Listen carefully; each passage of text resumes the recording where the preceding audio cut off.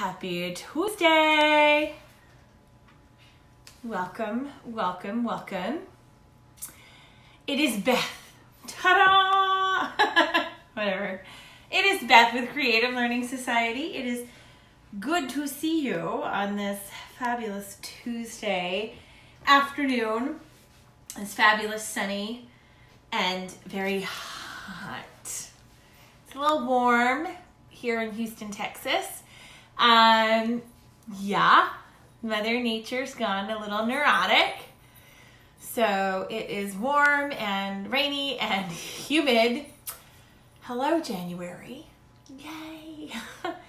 Thank you everyone for joining us for our second week of 52 weeks of team building. Last week we did the declaration of play, and this week I have just a fun challenge for you and your teams. So as a reminder, your team can be anyone. It can be people that you work with. It can be your family, so people that you live with. It can be your friends, and even in a volunteer group or a church group or anybody that you are working on a common goal with, or you're working towards a common goal with. That's a team, and these team building challenges are all for you. So I hope you enjoy them. This week, I was thinking, it might be a little bit cold and rainy. Not so much. So I wanted to bring you something that you could use with your team that is just flat out fun. And what is more fun than something that begins with marshmallows and hot chocolate? So whether you're sitting down with the family or sitting down with a team meeting at work, this is just a fun kind of icebreaker. And it's amazing what taking your mind off what you're currently doing and just focusing on something silly can do for you, and how it can kind of create some relaxation. It can de-stress you, and it can help really build your focus and get you ready for what you are about to embark upon. So without further ado, I present you our Marshmallow Challenge, and I'm going to pick my little guy up here. This is a marshmallow tower, or at least my version of a marshmallow tower. I am not an architect, okay? I have no design skills and or abilities. I'm smishing my marshmallows. But this is a marshmallow tower. Now, the challenge here is, if you're gonna get everybody together, one, you have to have a pot of hot cocoa ready to go after this challenge, because the marshmallows go with it. But it's a fun and simple game. The challenge includes two things: toothpicks and a bag of marshmallows. Now, my recommendation is buy a bag of marshmallows for the challenge and get some separate marshmallows for your hot chocolate, because no one's going to want to eat those marshmallows that you've been building with, trust me. So that's all it takes, is a couple boxes of toothpicks, depending on how big your team is, regular old toothpicks, and a bag of marshmallows. Set the challenge up. If you're going to have a meeting and everyone's coming in, or before you're about to begin a meeting, especially if you haven't been together for a long time, set up the challenge and have a bowl of marshmallows and some toothpicks set out either for every individual. So if you have a small team, this is a really good individual. And if you have a brand new team of people who haven't worked together before, I recommend starting this out as an individual task. If you want to allow more time for the challenge, you can certainly group people together so that they're working together. But when you put people in groups, this challenge can take a little bit longer, and it takes a little bit different turn. So this week I'm encouraging you to focus on fun. So here's your marshmallow challenge. Give everybody equal number of marshmallows, equal number of toothpicks, and then set a designated amount of time. Their goal is to make the highest marshmallow tower that they can. And they can do it any way they want, but the only thing that they can use are the toothpicks and the marshmallows. And this was mine. I gave myself 5 minutes. Yes, it took me 5 minutes to put this glorious masterpiece of a tower together. It's 2 stories. It's standing on its own. Yay, I'm proud of me. But you can give them a 5-minute time limit, a 10-minute time limit. Anything less than 5 minutes might be a little bit challenging. So I would start with 5 and then work your way up from there. I tried a pyramid. This is the result. Did not work. But that's okay. So you literally give them the toothpicks, give them the marshmallows, give them the goal. Set the goal. Whenever you're doing a challenge, make sure you set the goal. And the goal is to create the highest freestanding marshmallow tower that you can in 5 minutes. Set your timer. Make sure everybody is ready. Super important when you're doing a team building game. Before you begin, make sure that everybody who's participating is ready to go. And that means you don't just say, "Are you ready?" and you hear it from a couple of people and go, "Okay, we're going to get started." Eye contact, make sure, check. If you've got a small team of 5 people, just go, "Fred, are you ready? Wilma, are you ready? Betty, Barney, are you ready? Bernie, are you ready?" Just to make sure everyone's ready to go.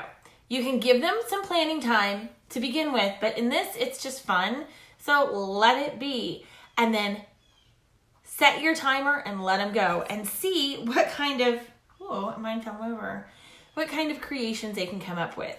If you've got a team that's amazing, I find maintenance guys are amazing at building things like this. I worked in multifamily for many years. You might want to add on to the challenge, the one that stands up the longest without falling down. You might want to make a height requirement if you've got a bunch of skilled trade people with you, just to make the challenge a little bit more difficult. Or if you're working in teams, you can add some of those parameters too. But it's just a silly, fun game. It's toothpicks, it's marshmallows. You're making a tower with no previous knowledge of how to do so. So don't let them use their phones. Don't let them look it up on the internet. It just takes the fun away. A 5-minute game to get started. And then when you're done and you have your winner, it's time for some hot cocoa, right? So who wouldn't want to end a challenge with a cup of hot cocoa, and a couple of marshmallows? Unless you're in Houston today, because it's a little hot today. I'm not gonna lie, but it's just fun. And the purpose of this is to get people mentally ready for whatever you're going to do next. This game works really well to start a meeting. This game works really well prior to making an announcement about something, because what it does is it takes your energy and your focus when you're making this away from whatever it was that you were doing previously. You're completely, engaged, and that's why I recommend doing this as an individual challenge first. Later on, if you've got a large group of people and you want to team them up, maybe 2s or 3s, I recommend not more than 3 people, because that's when you usually find someone sitting out and not participating. Do it in a larger group. Give them more time and give them more objectives that they have to meet. A height requirement. It could be a width requirement. It could be it has to stand on its own for X amount of time. It could be it has to be able to hold this amount of weight if they're building a bridge rather than a tower. You can have them build it into a shape like a car, a boat, a plane, or a train. Or something else, whatever might work for you guys. So, but I recommend, my tower, setting it up for individuals, because it will really pull them into focus on what they are doing right now. It's hard to focus on your phone or focus on the email that you just read or the fight that you just had if you're working on building a tower. And when they're done, they will be a little bit more free and ready mentally to accept or to be prepared for your meeting or your announcement or whatever it may be. So it's silly and it's fun. You should laugh, play some crazy music as people are building these. My second go round, I added some structural support there in the middle, thinking that this might keep it from falling over, like that one keeps falling over. So if you have the time, maybe you say, okay, great, round one is over. Look at what you did. Let's make some improvements. What do you suggest? And let's try it again. So that's another way you can build on this activity to kind of help them keep focused. So anytime you can do something fun like this, reduce a little bit of stress, create a little bit of focus, and basically remove them from concentrating on whatever they were working on before they came into your meeting, so that they're ready, willing, and able to focus on what you have for them. That's a good thing. And it's even better when you can follow it up with a warm cup of hot chocolate. Yummy. So I hope you guys really enjoyed this week. This week was a quick one. It's week 2 of 52 weeks of team building. I wanted to make this one fun. It's January 14th.